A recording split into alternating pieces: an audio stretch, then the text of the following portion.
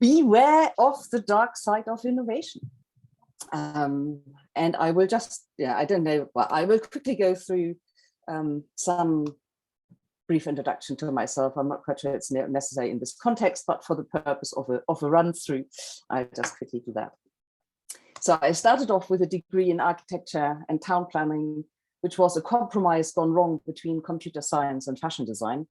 And realizing that it wasn't what I hoped it would be, I then, that's actually when I left Germany to move to the UK to do my MBA at London Business School. When I finished, I decided I didn't want to take any job that I didn't really want anymore, which is when I started to work for myself. And that's basically what I've done ever since. So self-employed. And then I also realized that if I wanted people to come to me rather than to any of the other many people out there, I needed to develop a deeper level of expertise, which is when I went back to London Business School to do my PhD. And that really got me deep into innovation, laid the foundation for my thinking around innovation. And so that's the field that I've been in ever since. Setting up my own company, the Innovation Leadership Forum, in 2004. And most recently, the last 5 years, really until the end of last year, I spent with an NGO called Caterva, which is all about identifying, evaluating, accelerating sustainable disruptive innovation. So the kind of innovation we need to get our planet back on course. And I also realized that if the financial aspect of the triple bottom line is not working, the whole system isn't working. So true sustainability needs to consider the financial as well as the social and environmental aspects. I also like to develop stuff, which is, if my word, which just doesn't do any longer. Okay, my screen is stuck. At least, I don't know, there we go. I use that one instead. So I like to develop stuff. In the early 2000s, I developed a tool for the assessment of conditions for innovation, which I call a facilitated tool, because I think, the self-assessment tool, unless you discuss them and whatever, is not very helpful. In order to deal with diverse and difficult contexts, I've developed some picture cards, and I absolutely love writing. So they are not all exclusively my books. I like to collaborate, particularly in the context of writing. So that's a little bit about me. And so before we go to the dark side of innovation, is actually, why do we innovate? Why is everyone going on about innovation? And it might be pretty obvious, but here we go anyway. So there were a number of wise men who told us that innovation is the be-all, end-all, and be-all. And they started off with Peter Drucker, who said, marketing and innovation produce results, the rest are cost. Similar, Tom Peters, who said, innovate, famously innovate or die. And also Malcolm Gladwell sort of said, innovation is at the heart of the knowledge economy. And certainly when I started in innovation in the 90s, it was the CEOs were slightly more hesitant to say, well, yes, we do need to innovate, even though it clearly was what they thought was quite important. Interesting, though, also that innovation at that time was really associated with products, whereas the innovation scape today is much more also about ways of collaboration and business models and so on and so forth. And certainly today, sort of one of the most recent surveys from the Boston Consulting Group said, innovation definitely is on the agenda. So, and a simple answer why we innovate is, well, actually to make money. And there is certainly evidence that the companies who are investing in innovation, particularly keeping innovating throughout the crisis, are outperforming the rest. So, okay, while there is money to be made, I think it is also particular entrepreneurs innovate in order to support and enable progress of humanities, not just the greed. And though I find it quite interesting, the way that we are looking at the progress of humanity, the way we measure it, is generally monetary. So we're looking at the gross domestic product in order to say whether countries are actually developing and evolving or not. Yet, I also found some interesting quotes about, well, hang on a second, gross domestic product is all quite well and good and measures, so, is supposed to measure progress of humanity. But if you think about why we measure gross domestic product, it is to measure progress of humanity. And in my reasoning, progress of humanity is not really measured in monetary terms. It's also so much about well-being. And, you know, of course, there were people who said it very early on, like Robert F. Kennedy. And I just want to get the quotes right. He said, GDP is not measuring that which makes life worthwhile. And that was back in the 60s. And then a chap, I don't know whether you're familiar with him, Herman Daly. Anyone know Herman Daly, who's written a book, Beyond Growth, stated in 96 that uneconomic growth occurs when increases in production come at the expense in resources and well-being that is worth more than the items made. And sort of finally, also in the EU in 2007, they stated that GDP does not properly account for social and environmental costs and benefits. It's also difficult to achieve sustainable decision-making aiming at sustainable progress and well-being if welfare is being considered from a purely financial point of view. So, you know, I think people realize that GDP is not the best possible measure, but it seems to be easy to measure. And so that's very often what we are going for. And I think another big challenge is also that this whole idea of growth assumes free availability of certain resources. And, you know, the question is, are they really free? And if you think at the consequences of our growth and our output, you know, if you know that there are more plastic particles than fish in the ocean, in fact, sort of it's 25 trillion macro and 51 trillion microplastic litter our ocean. So, you know, we might think it's a free resource, but what we are doing to it in the process is quite alarming. And of course, it's not only the water; it is also the soil, and about 33%, 1/3 of the Earth's soil are already degraded, and 90% could become degraded by 2050. So that's not really that much into the future. And then, of course, the third element that we rely on, air pollution kills at least 7 million people every year, which is 15 times more than people die from war or terrorism and other violence. So, not surprising, the chickens come home to roost. And I thought it was really quite interesting in the latest climate change report from the UN. They stated it as clear as never before. It is unequivocal that human influence has warmed the atmosphere, ocean, and land. Widespread and rapid changes in the atmosphere, ocean, cryosphere, and biosphere. Cryosphere is, as I did. Anyone know what cryosphere is? It's the bit of our planet that are covered by ice. I hadn't heard the term before either, but so that's it. So yes, so then the question is, you know, is innovation good? Is innovation bad? You know, all the stuff that we are creating. And of course, the answer isn't quite that simple, because anything that we invent, anything that we create, tends to have the habit of being neutral. And it depends what we human beings do with it, how we put it to work, how we apply it, that makes the difference. And so, is innovation good or bad? Well, it is neither. It depends on us, on how we use it. So, for example, you know, solar panels. The idea behind solar panels is that they are doing good for the environment and improving, you know, the energy balance and finding a way to generate energy that is not harmful to our planet. Yet when I then see that forests are being cut down in order to create solar farms, then I begin to wonder, you know, what are we doing? You know, this thing is meant to do good, not bad. And here we are cutting down forests and to establish solar plants. For me, another example is, you know, nuclear energy. In principle, it could be good, but the way we are using it, or at least how we are also using it, is not quite so good, I think. And to be quite honest, people always say, you know, nuclear energy is so clean.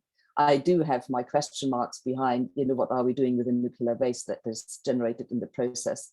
And are we treating the argument that, you know, nuclear waste is not so bad, the same way that we've treated our attitude to land, water, and the air, saying, you know, well, it can cope with it until we damage it so much that it can't cope anymore. So they are neither good nor bad. However, I decidedly do think that there is a dark side. And what do I mean by that? One of the reasons I think is very often we innovate because we can. You know, we just do anything that is possible.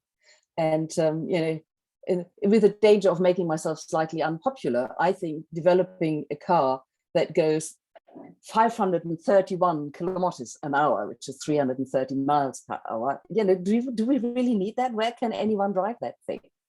And then to know that, I mean, of this thing, 125 have been produced, and they have a starting point of $2.8 million, and they sold out in no time. Do we really need that? Is really that the best use of our resources? Do we need that? Or we do, you know, we cram in as many functions and functionality as we possibly can because we've developed it and we want to show it off. And so, you know, I really want to see the pocket into which a pocket knife such as this actually fits. You know, do we really need all of that? And then the second dark side of innovation for me is about innovation for convenience. So, for example, you know, we all have this beautifully conveniently packaged food. And, you know, do we ask what are the consequences of producing food in this way? Because in order to get it packaged like this, we are putting all sorts of chemicals inside it. And as a friend once to me said, if you don't know the chemicals on the food packaging, your body doesn't probably know either. You know, so what are we doing to our bodies by introducing all these chemicals that our body doesn't know what to do with? And of course, it's not only you know, convenient in terms of eating, in terms of packaging. You know, if you just think about all the food packaging waste that is being created, you know, yeah, I don't know, when I come home from shopping and just put my stuff away, you know, I generally create a huge pile of plastic in the process. And again, you know, the question, you know, is that the best with our ingenuity and imagination? Is this really the best that we can do? Is this the best that we can come up with? Another aspect for me is, you know, I think we are also due to the growth mindset that is absolutely dominating every question, but how quickly something will change is another question. But it's sort of this more attitude, and what this more attitude results in is in for example, food waste. In 2019, 930 million tons of food have been thrown away, according to the UN. And, you know, I thought it was quite interesting. They calculated that this volume would fill enough 40-ton trucks to stretch around the globe 7 times. Just imagine that. You know, and on the other hand, we've got so many people dying or being threatened by dying through starvation. And you just think, come on, guys, is this the best we can do? Is this why we innovate, you know, to create stuff that on the one hand we throw away, and then the other hand people don't have enough? Can't possibly, you know, we need to innovate different things. We need to innovate in different ways. And it's not only food, it's also clothes. Again, some statistics. It's sort of, there was a survey in the UK a couple of years ago where over 34% of the survey participants said that they've never ever worn about 10% of the clothes that they buy. You know, so the stuff is being bought, not worn, then thrown out to go into landfill. Okay, and I think another big, really biggie is the entire electronic consumer goods industry. And in just 10 years, more than 7 billion smartphones were produced. And global electronic waste generation reached a record high, 3 million metric tons in 2019. That's sort of a huge increase of 21% over the previous 5 years. And you know, and how often do I and you know, how often do we upgrade our electronic gadgets because the next ones come out and it's so exciting and we need to have the latest? And what is happening to the stuff that we don't use anymore? I mean, is it in our drawers? Do we throw it out in the general rubbish? Are we sure it's being recycled? So, these are some aspects of the dark side of innovation for me, what I call the dark side. And I would even go a step further. I would say there is also irresponsible innovation. And if you're thinking about the fact that we are producing chemicals from which we know they are dangerous to human health, and of course to the animals, and to the damage they do to the rest of the planet, and then to know that we are creating chemicals that are considered to be dangerous to be used in the European Union, but we merrily export it to the rest of the world, particularly the developing world, then I really have to say that for me is so irresponsible. How can we do that? We know it's dangerous, and yet we merrily export it. And so there's an example, a company called Syngenta is producing a pesticide that is so dangerous that just one sip can be lethal. Chronic exposure can, even at the low doses, can cause Parkinson's disease. It was first marketed in 1962, has been banned in the EU in 2007. And yet, despite this, about 28,000 tons are still being exported to South America, Asia, and Africa. And so I think, really? Is that what we do?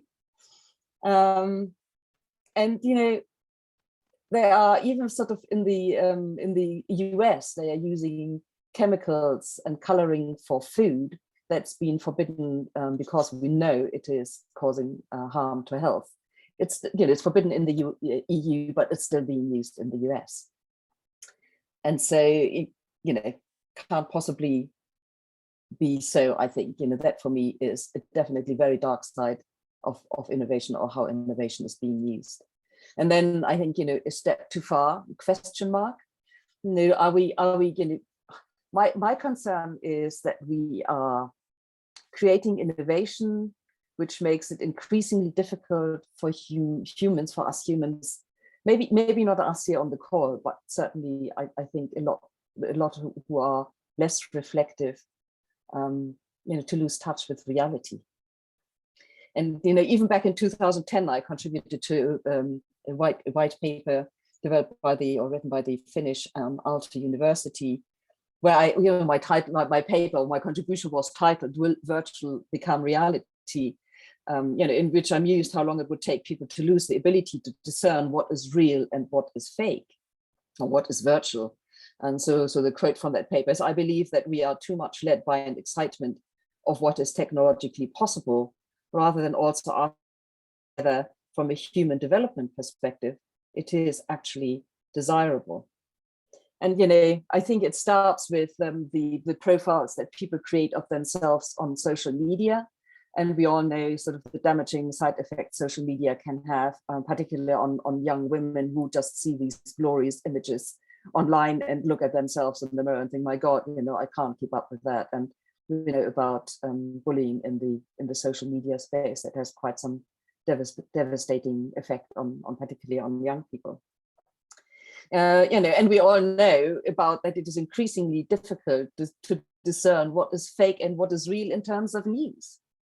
When I see news today, I just really ask myself the question, can I trust this? Where sort of 30, 40, 50 years ago, I think there was no question if it was in the news, it must be true. And sure, there would also be stories that aren't quite true. But I think the degree to which fake news have spread today and and it's just getting increasingly difficult to figure out what is and what isn't true.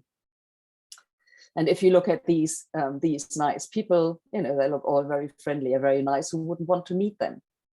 However, all of these images, none of these people exist. All of these images are entirely computer generated. And so my concern is, unless we find a way of enabling everyone to discern what is fake and what is real, and what is virtual and what is real, I think, maybe it is innovation a step too far. What I certainly think is innovation a step too far is if we think that we, as we are having the belief that we can control and manipulate nature, is when we start to use viruses and bacteria to weaponize them. And here I'm not quite sure whether it is fake news or whether it's truth. I tried to verify it and found the reference to the following in a number of what I would consider reasonable, credible sources, is that indeed, what's the chap called in the mega corona guru in the United States? What's his name again? I've got it here somewhere. Anyway, I think and the US-based NHI, that they have been funding research into weaponizing bat-based viruses in 2 laboratories, both of which are close to the Wuhan wet market. And if you know that, well, there are all sorts of questions in my head. And, as I said, my question mark is this fact that the US has funded research to weaponize viruses in Wuhan, is that fake news or is that real news, is of course a question, but I think the possibility alone is quite scary. So I think also when we are innovating, we are always looking at what we gain. And I would like to invite us to also consider, what is it that we are giving up? And, I think one of the things that is definitely getting lost for so many is our connection with nature. If you think more and more people are living in cities, how many children have never seen a cow or maybe a duck because they are on the ponds and the parks in the city, but there are so many animals that children have never seen in real life. And then again, a piece of research with 5,000 children of the age between 5 and 16. And it is an absolutely alarming number of them think that, for example, that tomatoes grow underground, that pasta comes from animals and all sorts of weird things, because they just completely are disconnected with anything to do with nature. And I also think that this disconnect from nature is partly to blame for the way that we are dealing with nature, the disrespect and the harmful way that we are actually treating nature. And when I'm walking and when I'm walking in the city or whatever, and someone drops a piece of rubbish, I just pick it up and say, I think, give it back to them, and I say, I think you've lost something, because I always wonder, who do you people think? What do you people think happens to the thing they just carelessly throw on the ground? So disrespect for nature, I think, or disconnect from nature is, I think, one of the consequences. And yet at the same time, we know we've got lots of indications that people who feel connected to nature, they see more meaning in life. So on the one hand, we know that connecting to nature is beneficial to humanity, and on the other hand, we are doing absolutely everything to destroy it and make it really difficult for people to connect to nature. And I also always highly, I'm not quite sure whether I'm amused or saddened with when people just let go of the simple bit of common sense, blindly following their satellite navigation systems and driving into the sea because that's what the sat-nav tells them. And yes, I hear you, well, just a little bit of common sense would remedy that. But it seems that too many of us don't have much common sense. And as I like to say, common sense ain't that common. Otherwise, we wouldn't face many of the challenges and situations that we get ourselves into. So that's another one. And, it's not only that. I just think we are Googling to find the truth. We find relevant information. And, I absolutely adored the session we had last week with Lita. And I think it's just so amazing. Yet I have the feeling that when people see Lita and start engaging with her, that she speaks the truth. And I really want to question that. Is just because she's got access to so much information, is it really the truth that comes out? And, I think we also had a discussion a little bit. I mean, of course, it depends on what her resources are. What is the information that she's being fed? And if there are biases in the information, will she be able to discern the biases, and will she be able to counterbalance them? And I thought it was really, really interesting when the same question was being asked again and again, that the answer was different every time. And so I also think, that if there is conflicting data in the system, if there are sort of lots and lots of sources that is bound to be conflicting data, then that is reflected in the answers that she gives.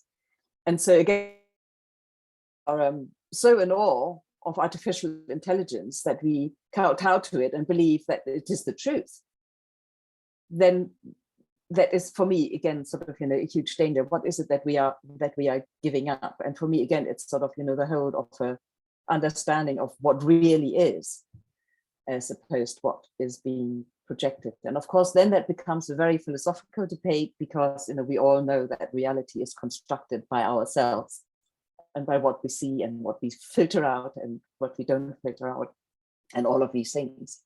And all I want to do with this is really, to raise a flag that we should be careful on how we deal with it.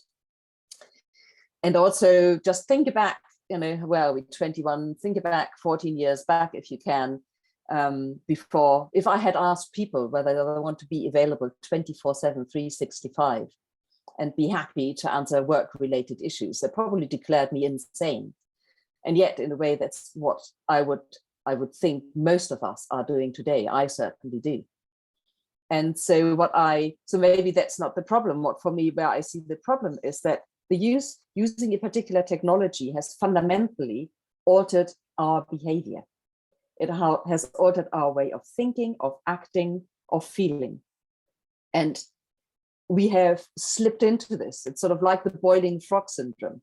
Because it has entered our lives gradually, we have not been really aware. And now that we are aware, it has become such a way of doing it, is that not to have a smartphone, not to answer email, and not to be available becomes a challenge, because that is what is expected today. And you have to be really quite firm when you say, well, no, I will not be available during my holiday. I will delete all emails that occur while I'm on holiday. You have to be really quite strong, because that is going against the stream. And so, again, the question, what are we willing to give up, and what do we even notice that we are giving up? And some other piece of research that I thought was really quite interesting is the fact that we are bombarded constantly with so much information with the social media. So we are constantly taking in new information. And unless we are adopting practices such, no screen time, meditation, whatever, any form of switching off from all of that, we are making it impossible for any of this information to be stored in our long-term memory. And if these things are not stored in our long-term memory, it will disable us from making connections that we otherwise would be able to make. There's actually a little video where it's really nicely explained, and I gladly share the reference to that. So, and then sort of maybe one for amusement, are we willing to let go of the control over our body? Now this one is from a university, actually in Germany, where someone implanted electrodes in the legs of a person. And so this person could literally be remote controlled, because the muscles would be activated to walk in a certain direction.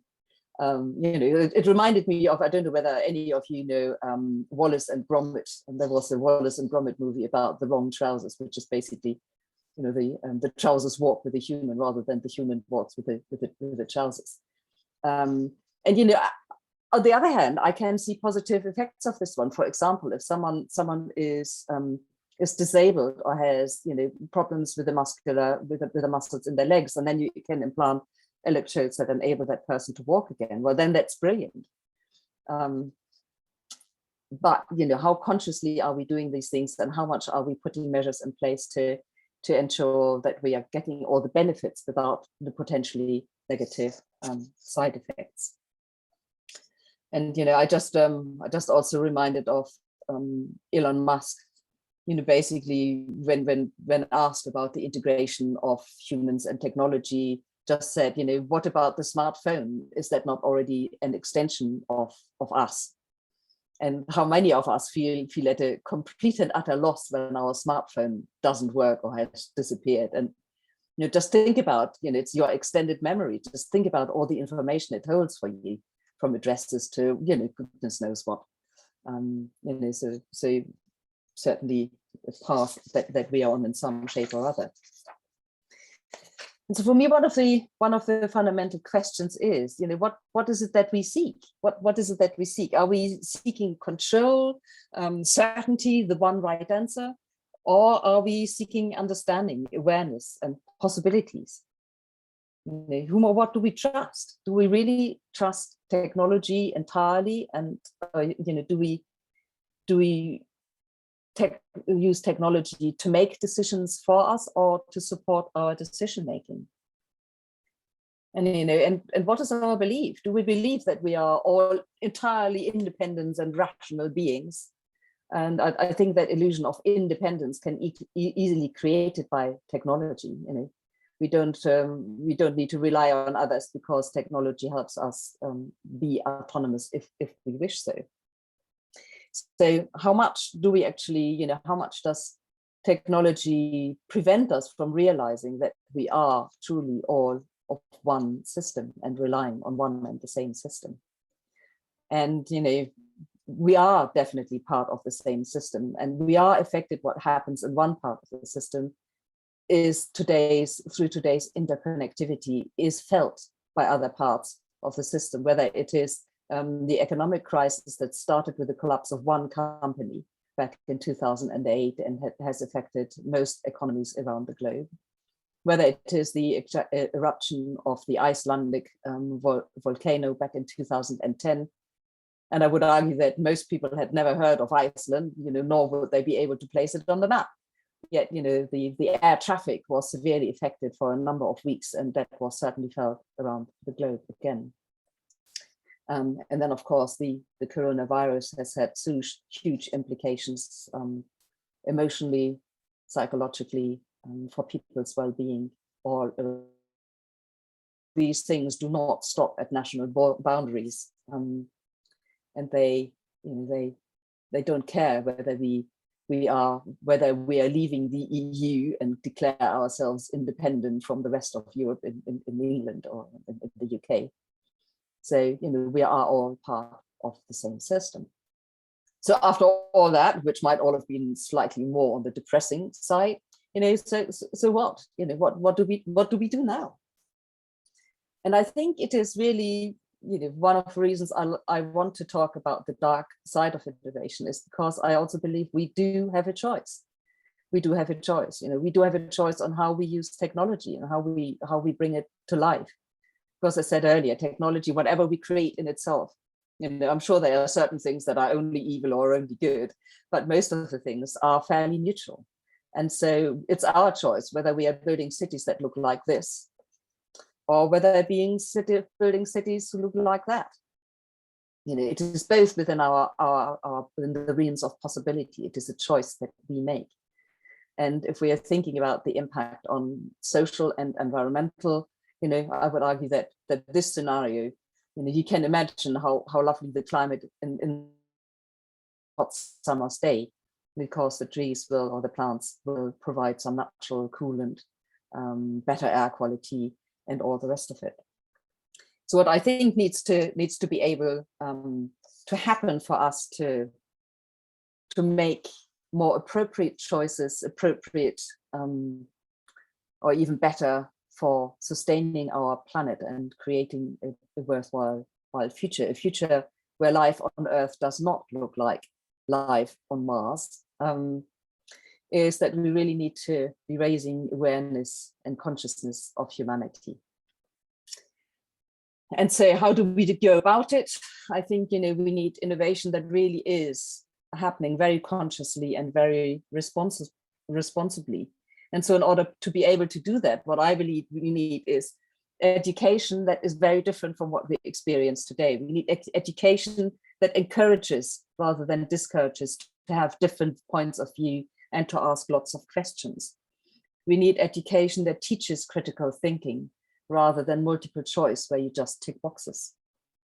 We need education that really deeply conveys the systemic nature of life, of nature of our planet, so that we really do understand that the change in a small part of the system, we might be the butterfly wing, to take an analogy from chaos theory. We might be the butterfly wing that might seem small, or the flapping of our wing might seem small to us, but it might have a huge effect of the wider system.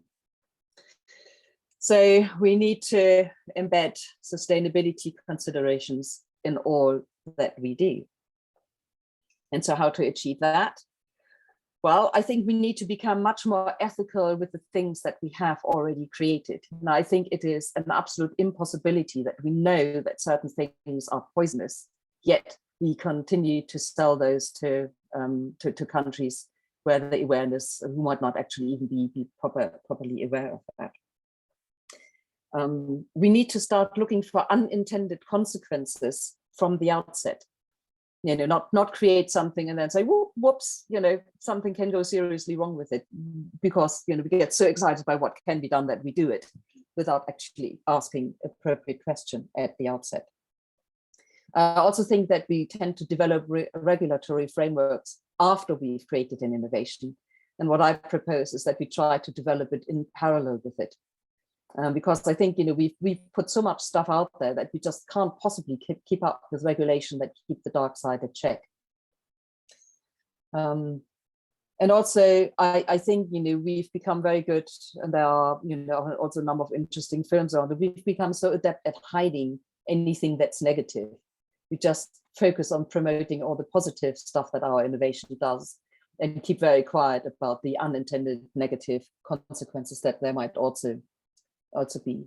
And I think sort of one way to help address many of these issues is to ensure that we really innovate in diversity, where we've got lots of different perspectives. And as a colleague of mine once said, if you've got an innovation team of 10 who all think alike, you've got a cost savings opportunity of 9. Because in innovation, you really want to have different perspectives so that we can avoid groupthink, where everyone just nods because we've got all the same perspective and same understanding of a certain issue. So we really need people, and the only way that you get people to challenge what you're doing properly is when you bring in people who think different from the way that you do. And so if that might sort of, I think they're very practical things that you can do. And if you make any decision, if you build anything, if you do anything, just ask yourself, does it bring us closer towards achieving or further away from achieving the Sustainable Development Goals? Very simple question.